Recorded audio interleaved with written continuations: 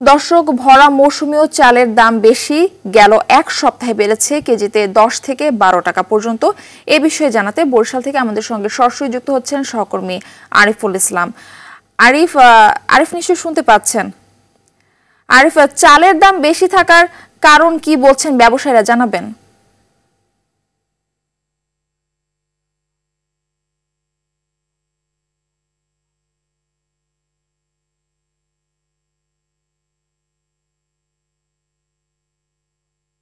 আরিফ, আপনি কি শুনতে পাচ্ছেন? আরিফ, চালের দাম বেশির কি কারণ বলছেন ব্যবসায়ীরা, জানাবেন বিস্তারিত।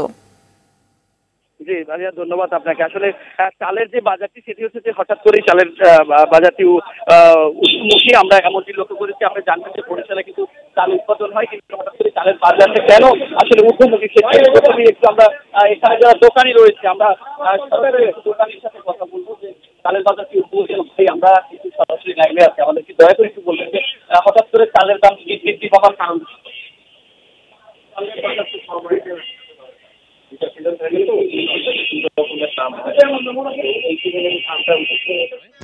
তো এই সিজনে ধানটা উঠেছে, এটার দাম এখন আগের থেকে যা ছিল, এক মাস আগে যা ছিল তার থেকে কেজিতে 5-6 টাকা এখন কমেছে। মোটা সন্না আর 28 গ্রামের মধ্যে ওগুলো আগের মতো এভারেজ আছে। আগে যা দাম ছিল 2 টাকা 1 টাকা কমছে বাড়ছে। আর চিনি গুঁড়ো একই রকম আছে।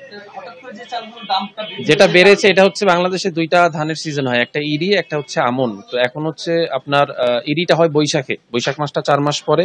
তো যেইটার ধানটা একটু শর্টেজ থাকে ওইটার দামটা কিছুটা একটু আপ হয়ে যায়।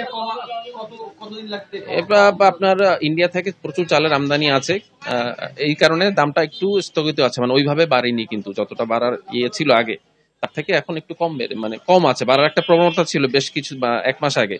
এই প্রবণতাটা ইন্ডিয়ান চালের কারণে বেশ কম এখন।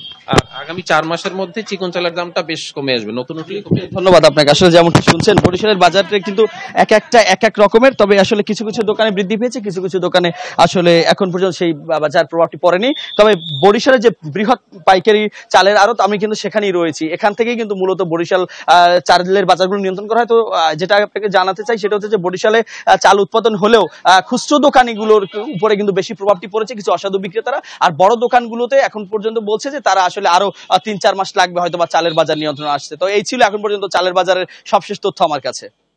আরিফ, ধন্যবাদ আপনাকে।